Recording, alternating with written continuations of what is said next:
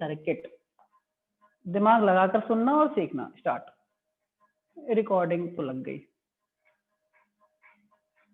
Parallel LC circuit. Pen नहीं चलता है यार। Parallel LC circuit. देखो होता क्या है, बहुत ही अच्छा है, एक टाइप एकदम अलग सा तुम उसको सीखोगे। देखो बच्चे इसमें क्या सीखना है, मान लो हमारे पास एक पैरेलल सर्किट है एलसी, मतलब एक इंडक्टर है और एक कैपेसिटर है ये, और यहाँ पर हमारे पास कोई सोर्स है ई, ये ई सोर्स है, ये कैपेसिटर, ये इंडक्टर। मान लो इस ई सोर्स ने हमको एक करंट दी आई, वो करंट यहाँ पे गई आई और वो जाके दो जगह टूट गई, I1 और I2 में,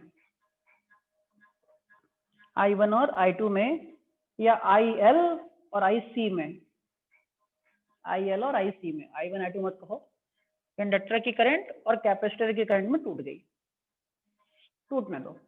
अब हमको देखो बेटा पता क्या करना है, वोल्टेज की इक्वेशन लेकर चलेंगे, फिर वहीं आ गए हम लोग, वोल्टेज की इक्वेशन लेकर चलेंगे, करंट की इक्वेशन लाएंगे, दोनों के बीच में ग्राफ बनाएंगे, या सिचुएशन देखेंगे, नोट ग्राफ बनाएंगे आज।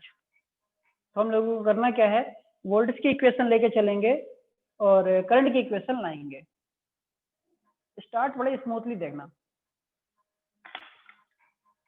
मानो कि वोल्टेज की इक्वेशन है E equal to E naught sine omega t, equation number 1। Clear. अब हमें पता है कि जो टोटल करंट है वो दो करंट का सम है, current of inductor plus current of capacitor, equation number 2। मैं कहीं से करंट ऑफ इंडक्टर पता करूंगा, करंट ऑफ कैपेसिटर पता करूंगा और ला के इक्वेशन 2 में रख दूंगा, तो मुझे टोटल करंट पता चल जाएगी। तो I equal to I L plus I C है, तो मैं सबसे पहले आई एल पता करता हूं। आई एल को तुम लोगों को सिखाया था मैंने, ई naught upon XL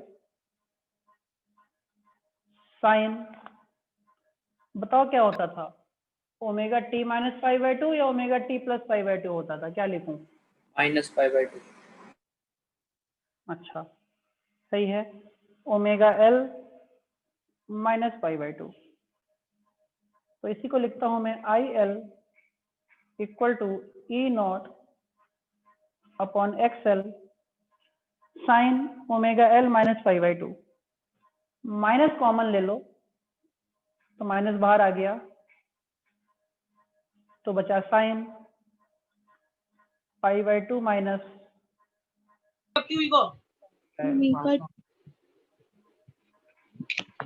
sir omega T,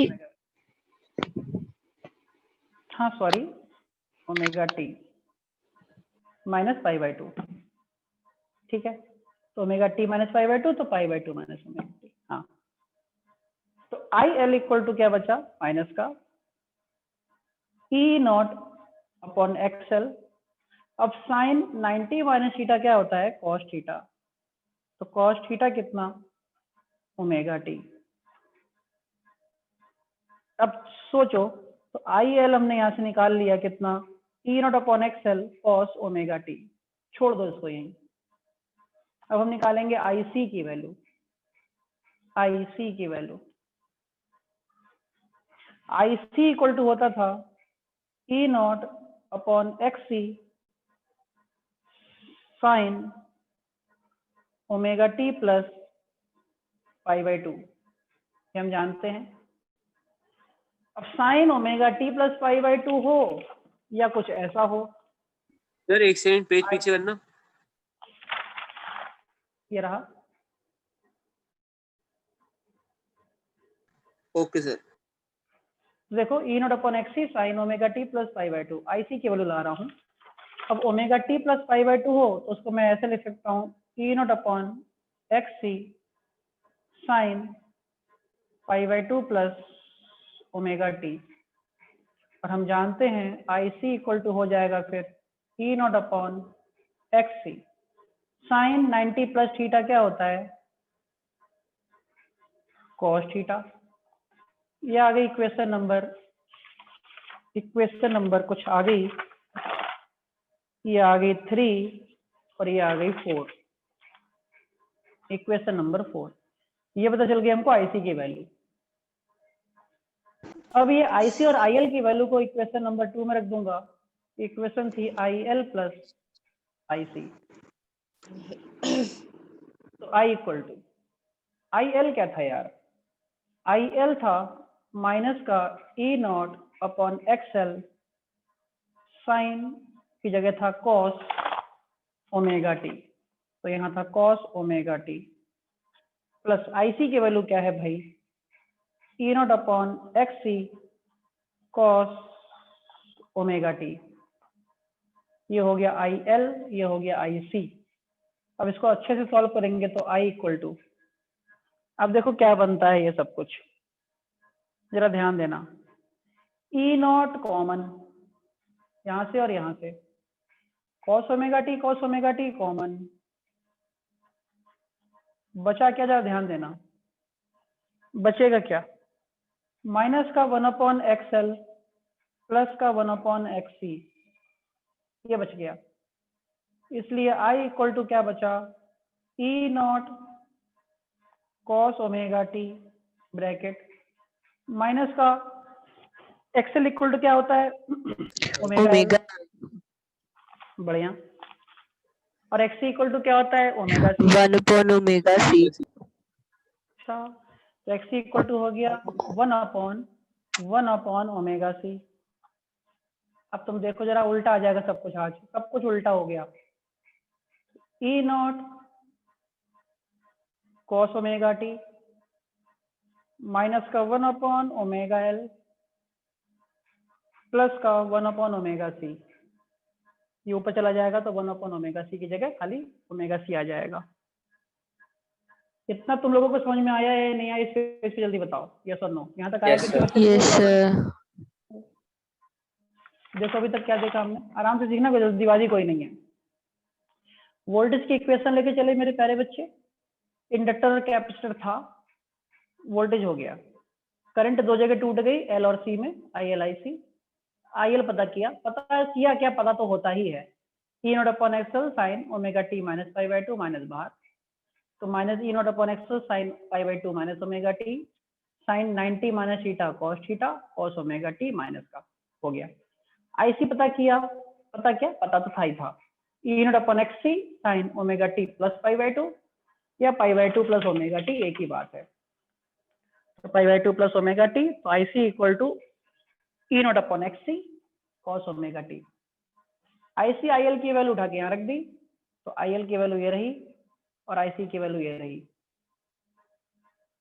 अगर यहाँ पे रख दिया, E0 कॉमन निकाल लिया, कॉस ओमेगा टी कॉमन निकाल लिया, तो बचा क्या? माइनस का 1 अपॉन XL बचा, प्लस का 1 अपॉन XC बचा।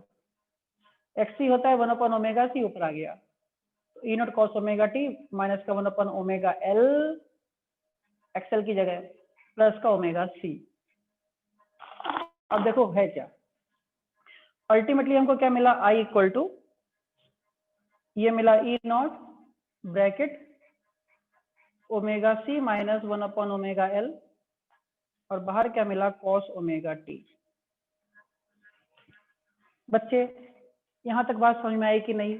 यहाँ तक समझ में आ गई बात कि नहीं आई? जल्दी बता दो, यस और नो। तो ये आपने ओमेगा एल लिखा है ऊपर, ये ओमेगा सी लिखा है,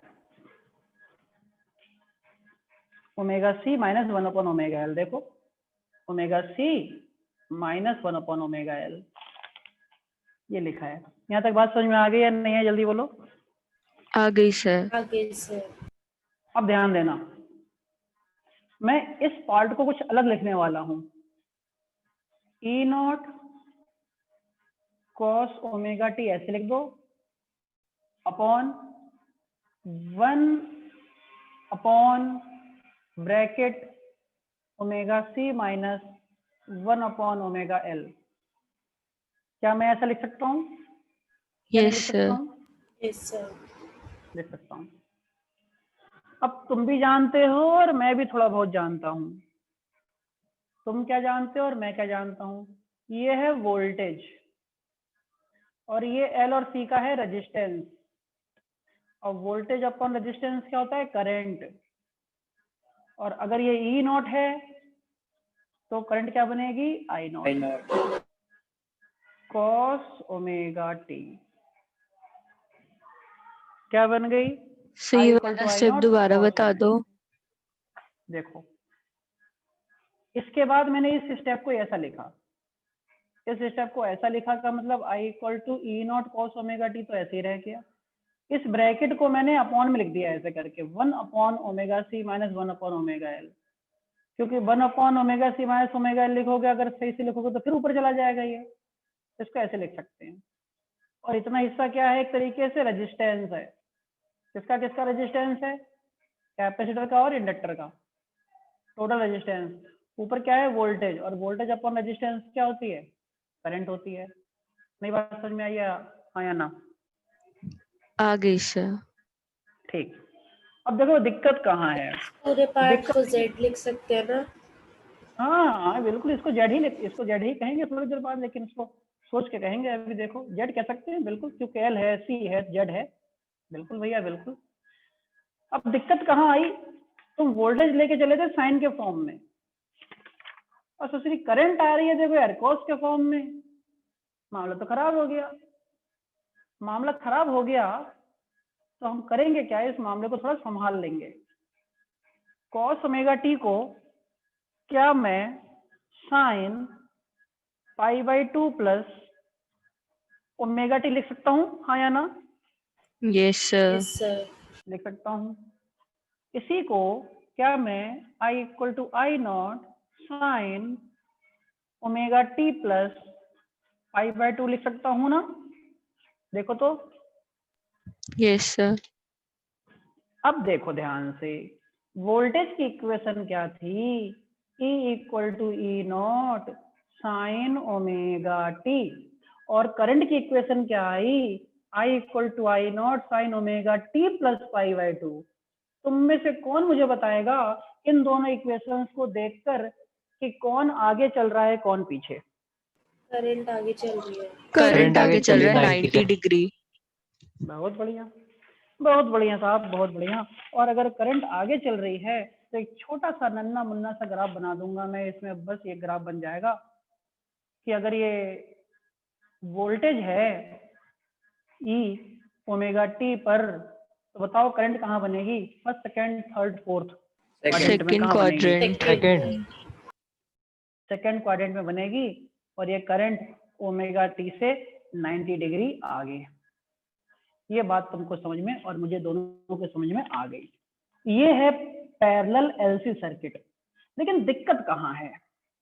दिक्कत अभी भी वहीं बरकरार है कि इस बार omega C equal to 1 upon omega L आ रहा है। ध्यान देना, इस बार omega C equal to 1 upon omega L आ रहा है। उल्टा आ रहा है। पहले क्या आया करता था? Omega L equal to 1 upon omega C आता था। आज omega C equal to 1 upon omega L आ रहा है। तो ऐसी सिचुएशन में देखो होगा क्या? ऐसी सिचुएशन में देखो क्या हो जाएगा आज। अगर ये दोनों बराबर हो जाएं, अगर आज ये दोनों बराबर हो जाएं, तो जरा ध्यान से देखना, करंट की इक्वेशन में आज तुम्हें बहुत समझ में आएगा। करंट की इक्वेशन क्या थी? I equal to E naught upon 1 upon omega C minus 1 upon omega L, और ऊपर कितना था? Sine omega T plus pi by 2। यहाँ आ गया मैं। यहाँ आई इक्वल टू क्या था? E naught upon 1 upon omega C minus omega L. Cos omega T की जगह मैंने क्या लिख दिया? Sine pi by 2 plus omega T. लेकिन अगर आज omega C equal to 1 upon omega L हो जाएंगे तो देखो होगा क्या? I equal to E naught upon 1 upon ये दोनों बराबर हो गए तो क्या आएगा 0, और यहाँ क्या आएगा sign omega T plus pi by 2। और 1/0 क्या होता है जल्दी बताओ, 1/0 क्या होता है? इंफिनिटी। infinity, बहुत बढ़िया। तो I equal to E naught upon infinity क्या आया sine omega T plus pi by 2। I equal to, और किसी चीज को अगर इन्फिनिटी से डिवाइड करो तो क्या आता है? 0। 0 आता है। इसका मतलब आज कहानी कुछ अलग हो गई, और 0 का मतलब क्या हुआ, आई कैसी हो गई आज, मिनिमम हो गई, मिनिमम हो गई, करंट 0 हो गई।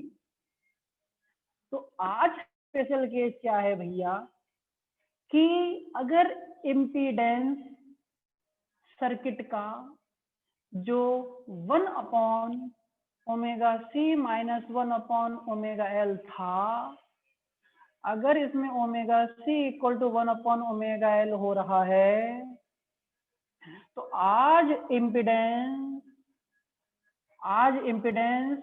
मैक्सिमम हो जा रहा है और करंट मिनिमम हो जा रही है।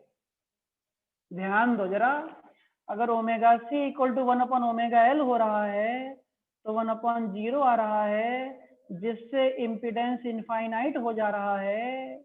इम्पीडेंस इन्फिनिटी का मतलब करंट 0 हो जा रही है। तो पैरेलल एलसी सर्किट जो होता है वो सीरीज एलसीआर का उल्टा होता है। इसको भी रेजोनेंस कहते हैं, लेकिन इन अपोजिट सिचुएशन। ये भी रेजोनेंस है, कब? जब इम्पीडेंस मैक्सिमम हो गया तो करंट मिनिमम हो गई। तो इस सिचुएशन को एलसी ऑक्सीलेशन का, सॉरी, एलसी सर्किट का रेजोनेंस कहा जाता है। बच्चों हाँ कि ना, ये बताओ भैया आप। हाँ yes sir, एक बार वापस हाँ। एक बार क्या, हम 5 बार बताने को तैयार हैं इस बात को, क्योंकि इम्पोर्टेंट बात है भैया। मेरे बच्चे देखो, ये आज तक क्या सीखा तुमने और अब क्या सीखा तुमने? आज तक जो सीखा वो क्या सीखा कि अगर जेड इम्पीडेंस मिनिमम हो जाए तो करंट मैक्सिमम हो जाता है, तो रेजोनेंस होता है। इस सिचुएशन में ओमेगा एल इक्वल टू 1/ओमेगा c होता था। आज क्या हुआ? आज ओमेगा c इक्वल टू 1/ओमेगा l हुआ, और ये होने पर z इक्वल टू इनफाइनाइट हुआ। z इनफाइनाइट का मतलब इम्पीडेंस मैक्सिमम हो गया। इम्पीडेंस मैक्सिमम होने पर करंट की वैल्यू मिनिमम हो गई, और कितनी हो गई? 0। तो क्या ये रेजोनेंस है? तो क्या ये रेजोनेंस नहीं है? हाँ या ना? है है sir, भाई। रेजोनेंस का infinity क्या कहाँ से है? मतलब होता है? क्या चीज? फिर बोलो। इन्फिनिटी कहाँ से है? इन्फिनिटी कहाँ से आया? अभी हम लोगों ने इम्पीडेंस का फॉर्मूला देखा, यहाँ से देखो, यहाँ आ जाओ। ये ई नॉट अपॉन ये पूरा हिस्सा जेड है, 1/ओमेगा c माइनस 1/ओमेगा l। तो जेड इक्वल टू क्या है? 1/ओमेगा c माइनस 1/ओमेगा l। ये पूरा इम्पीडेंस है। और मैंने कहा कि ओमेगा c इक्वल टू 1/ओमेगा l हो गया। अगर ओमेगा c इक्वल टू 1/ओमेगा l हो गया तो 1/0 हो गया, और 1/0 का मतलब इन्फिनिटी होता है। बच्चे हाँ या ना बोलो, समझ गए? और इसका ग्राफ देखो कैसा आएगा, इसका ग्राफ देखो कैसा आएगा। इस बार अगर इस बार ओमेगा नॉट हो जाए तो ग्राफ कुछ ऐसा हो जाएगा। ये वो ग्राफ का हिस्सा होगा जिस सिचुएशन पे ओमेगा इक्वल टू क्या हो रहा होगा? ओमेगा नॉट, और करंट क्या हो रही होगी? मिनिमम। पहले इसी ओमेगा नॉट पे ग्राफ कहाँ जाता था? ऊपर जाता था। आज इसी ओमेगा नॉट पे ग्राफ कहाँ आ रहा है? नीचे आ रहा है, क्योंकि करंट मिनिमम होना चाह रही है। तो क्या मेरी बात को तुम समझे या नहीं समझे? तो क्या ये रेजोनेंस नहीं है? या तो ओमेगा नॉट पर करंट बढ़ जाए या बिल्कुल घट जाए, उसी सिचुएशन को रेजोनेंस कहते हैं। तो कोई तुमसे पूछे एलसी सर्किट का ग्राफ बनाओ ओमेगा नॉट और करंट में, तो ये ग्राफ बनाओगे कि omega equal to omega naught अगर हो जाएगा तो आई मिनिमम हो जाएगी, बात खत्म हो गई। सर बोलो। इसको हमने एक्स एक्सिस पे नहीं दिखाना चाहिए था जहाँ पे omega is equals to omega naught है। कौन सी एक्सिस पे? एक्स एक्सिस पे, मतलब जो पीक वाली वैल्यू है उसको बिल्कुल एक्स एक्सिस पे नहीं बनाना। बनाना था लेकिन बनाएंगे नहीं, हम खाली रिप्रेजेंट कर रहे हैं, सिचुएशन को समझा रहे हैं खाली हम। तुम्हारी बात भी बिल्कुल ठीक है कि ग्राफ ऐसे जाके ऐसा हो जाएगा, यही कहना चाह रहे हो ना तुम? Yes sir. तुम ये भी कह सकते हो पेपर में ये बना के आओगे नंबर नहीं काटेगा वो, बिल्कुल सही है। लेकिन होता क्या है कि बुक में ऐसा ऐसा दे रखा होता है, तो ऐसा भी बना दो, तुम ऐसा बना दो, क्योंकि करंट जीरो हो जा रही है। अब करंट जीरो हो जा रही है तो तुम ये भी बना सकते हो।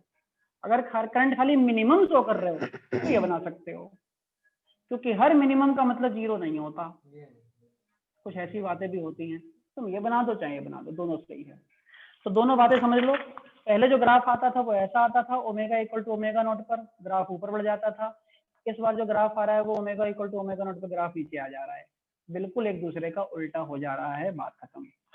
इसी को हम कहते हैं पैरेलल एलसी सर्किट। चलो समझ में आ गया, आगे बढ़ जाऊं? ग्राफ बताना, कौन सा? ये वाला? ये वाला ग्राफ बता दो। हाँ जी सर। हाँ, सब देखो, पहले क्या होता था, omega equal to omega naught पर कुछ ऐसा मिलता था, current maximum, omega equal to omega naught पर करंट मैक्सिमम। आज omega equal to omega naught पर क्या मिल रहा है? Current minimum. तो ग्राफ देख लो इसका, करंट मिनिमम है ये omega equal to omega naught ही, लेकिन करंट क्या आ रही है आज? मिनिमम आ जाएगी। और तुम चाहो तो इस वाले ग्राफ को यहाँ टच भी कर सकते हो, तो करंट तुम जीरो भी दिखा सकते हो omega equal to omega naught पर। सही है? तो ये भी रेजोनेंस है एलसी सर्किट का, ये रेजोनेंस है एलसीआर सर्किट का। दोनों बातों में जमीन आसमान का अंतर है। क्लियर हो गई बात बच्चे? हाँ या ना बोलो Yes, और sir. आगे बढ़ूं मैं। Yes sir. बढ़िया। अब तो टॉपिक शुरू होता है ट्रांसफॉर्मर। ट्रांसफॉर्मर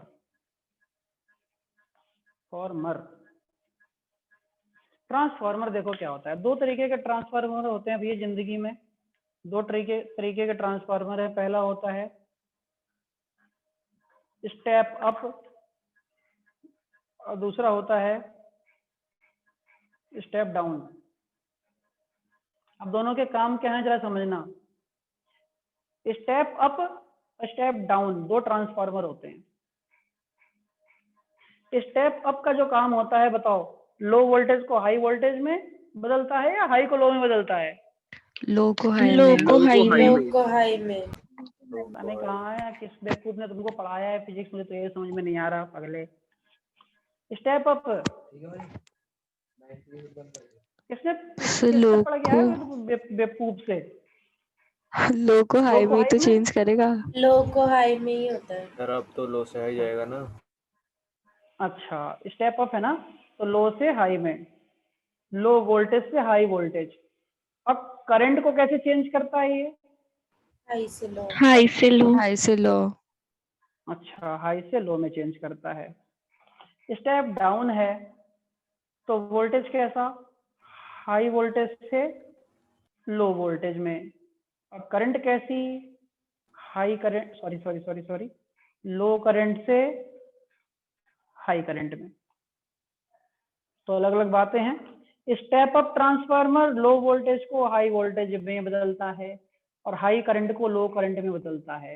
एग्जाम्पल से समझ लो, तो हाई वोल्टेज अगर लो वोल्टेज है कितना, 220 वोल्ट को मान लो बदलेगा 11,000 वोल्ट में, और 20 एम्पियर को बदलेगा 5 एम्पियर में। यहाँ पे अगर एग्जाम्पल देखें तो वोल्टेज कैसा? हाई वोल्टेज है, हाई वोल्टेज है 11,000 वोल्ट को बदलेगा 220 वोल्ट में, ठीक है। और लो करंट है तो 5 एम्पियर को बदलेगा 20 एम्पियर में। जो तुम लोगों की कॉलोनियों में ट्रांसफार्मर लगे हैं बताओ वो कौन से ट्रांसफार्मर में है, स्टेप अप है या स्टेप डाउन है? Step down. Step down. Step down है, क्योंकि तुम्हारे ट्रांसफार्मर में, घर के पड़ोस में जो ट्रांसफार्मर है उसमें 11,000 वोल्टेज आती है, उसको घरों में 220 230 वोल्टेज करके भेजा जाता है।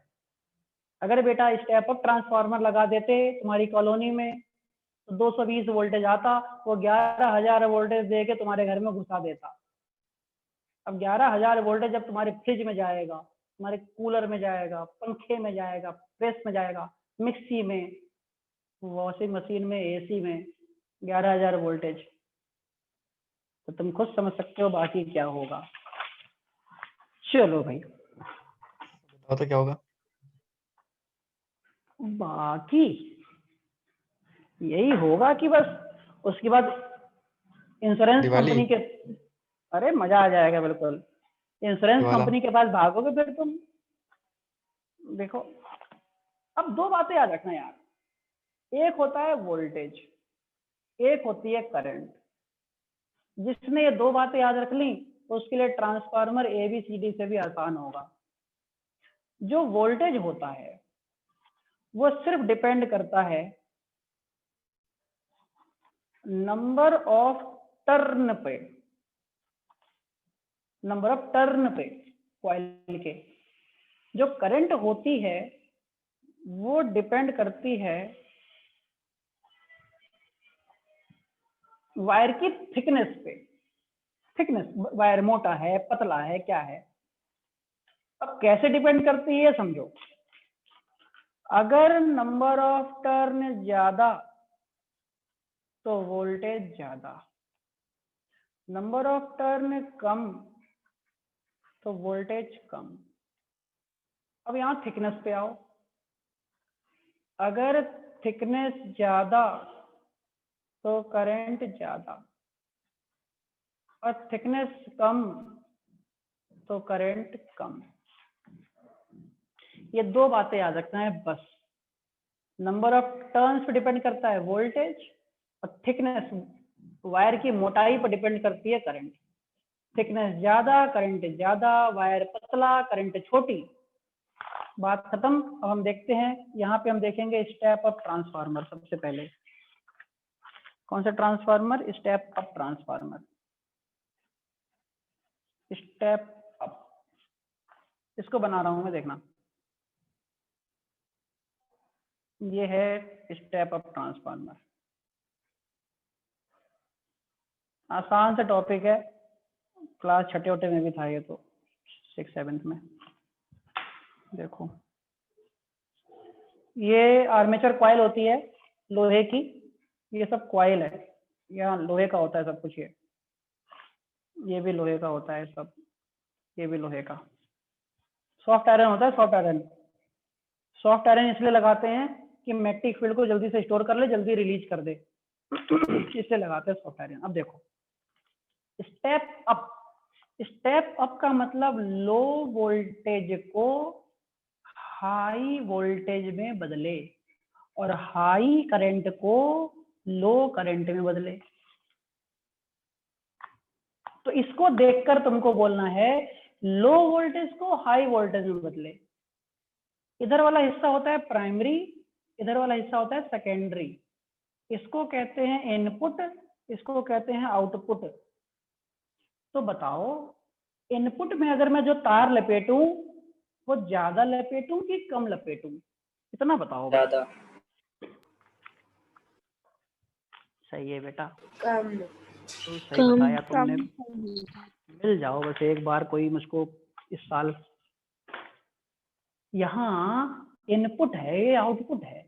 इनपुट का मतलब है लो वोल्टेज, आउटपुट का मतलब है हाई वोल्टेज। लो को हाई में, अभी सिखाया मैंने, नंबर ऑफ टर्न्स ज्यादा तो वोल्टेज ज्यादा, नंबर ऑफ टर्न्स कम तो वोल्टेज कम। प्योर हिंदी में बोल रहा हूँ, तो मैं बोल रहा हूँ इनपुट में करंट दूंगा, आउटपुट में करंट लूंगा। लो वोल्टेज है इनपुट में, बताओ नंबर ऑफ टर्न्स कम या ज्यादा? क्या करूं मैं? कम लग रही है। कम। कम हो। जो लग रही है ना वही बोलना, कम लग रही है तो कम ही बोलना। कम लपेटेंगे। कम लग रही है, अच्छा। अब दूसरी बात, अभी बनाऊंगा कुछ नहीं मैं। दूसरी बात देखो क्या है, हाई करंट से लो करंट में, मतलब इनपुट में करंट हाई है यार और आउटपुट में करंट लो है, तो वायर की मोटाई कहाँ ज्यादा रखूं, कहाँ पे वायर मोटा इनपुट लगाऊं, पे, इनपुट में या आउटपुट? इनपुट इनपुट पर इनपुट पे। इनपुट पे। तो इसका मतलब ये समझ में आया, प्राइमरी कॉइल में नंबर ऑफ टर्न्स कम रखने हैं और वायर मोटा रखना है। तो डायग्राम कुछ ऐसा बना, डायग्राम कुछ ऐसा बना, ये बना डायग्राम। नंबर ऑफ टर्न्स भी कम है और वायर भी मोटा लग रहा है। ये हो गया इनपुट। अब आउटपुट पे आ जाओ जरा, आउटपुट पे बताओ। आउटपुट में कह रहे हैं हाई वोल्टेज है, तो नंबर ऑफ टर्न्स बताओ, जल्दी बोलो। नंबर ऑफ टर्न्स कम ज्यादा ज्यादा? ज्यादा ज्यादा होंगे। थिकनेस, वायर की मोटाई कम कम पतला। कम, कम वायर होगी। पतला, वायर पतला। इसका मतलब अब देखना ध्यान से जरा,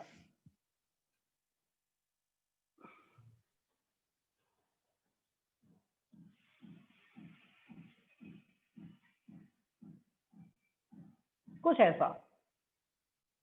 क्या किया तुमने, वायर भी पतला पतला लपेटा, बहुत पतले वायर थे, और नंबर ऑफ टर्न्स बढ़ा दिए तुमने।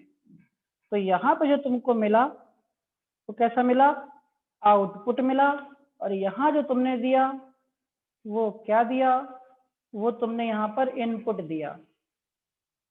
तो स्टेप अप ट्रांसफार्मर हो गया ये, स्टेप अप ट्रांसफार्मर हो गया। इसका एक प्रिंसिपल होता है, इसका एक प्रिंसिपल होता है।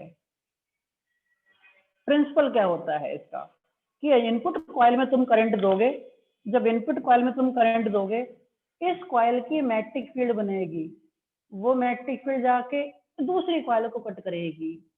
जब दूसरी कॉइल को कट करेगी तो बताओ इन दोनों कॉइल के बीच में सेल्फ इंडक्शन लगेगा, और जब सेल्फ इंडक्शन लगेगा तो यहाँ पे एक करंट बनेगी, और जो करंट बनेगी वही करंट हम आउटपुट के तौर पर ले लेंगे। ये तो होगा ना? सर ये लिखवा भी दो हाँ या ना? डेफिनेशन। पहले ये बताओ कि यही होगा कि नहीं होगा, प्रिंसिपल बोल रहा हूँ मैं, यस और नो? सही यस है? सर मैं, यस सर। हाँ बिल्कुल सही। एक काम करना तुम लोग, आज आज अपने घर से बाहर मत निकलना, आज खाली। रुद्रपुर में नासा के साइंटिस्ट घूम रहे हैं, उठा न ले जाए तुम लोगों को कहीं। अभी थोड़ी देर पहले मैंने जो सेंटेंस बोला किसी ने ध्यान नहीं दिया, इसका मतलब खाली वीडियो ज्वाइन करके अपना म्यूचुअल सत्यनारायण इंडक्शन भगवान, होगा। सत्यनारायण भगवान की कथा सुन रहे हो कि 5वें संख पे उठ के निकल लेना है हलवा चना लेके। अबे यार, मैंने बोला कि पहली कॉइल को करंट दूंगा तो इसकी मैग्नेटिक फील्ड बनेगी, मैग्नेटिक फील्ड बनेगी जाकर दूसरी कॉइल को कट करेगी, और जब दोनों के बीच में सेल्फ इंडक्शन होगा तो यहाँ करंट बनेगी, वो यूज कर लूंगा। तो किसी ने मुझे रोका नहीं, टोका नहीं कि क्या बेवकूफ क्या बता रहा है, सेल्फ इंडक्शन क्यों कह रहा है, म्यूचुअल इंडक्शन बोल। किसी ने हिम्मत नहीं करी बोलने की। एक कॉइल की करंट की वजह से जब दूसरी कॉइल में मैग्नेटिक फ्लक्स कट करती है तो सेल्फ इंडक्शन होता है कि म्यूचुअल होता है? म्यूचुअल। Mutual mutual. कौन सी कहानी सुन रहे थे यार तुम लोग, राजा राम की? म्यूचुअल इंडक्शन होगा। म्यूचुअल इंडक्शन होने की वजह से यहाँ पे कोई करंट बनेगी, वो करंट हम यूज कर लेते हैं। यही स्टेप अप ट्रांसफार्मर या स्टेप डाउन ट्रांसफार्मर का प्रिंसिपल है। तो कोई तुमसे पूछे इसका प्रिंसिपल क्या है तो कहोगे म्यूचुअल इंडक्शन इसका प्रिंसिपल है, बात खत्म। क्लियर हो गई बात? इसको कहते हैं स्टेप अप ट्रांसफार्मर। चलो अब हम दूसरा बनाते हैं, कहाँ बनाऊं, दूसरा बनाते हैं step up step down transformer. Sir rejoin भी कर लेते हैं। हाँ कर लो, कितना टाइम रह गया है अभी? 3 मिनट। तो रीज्वाइन कर लो।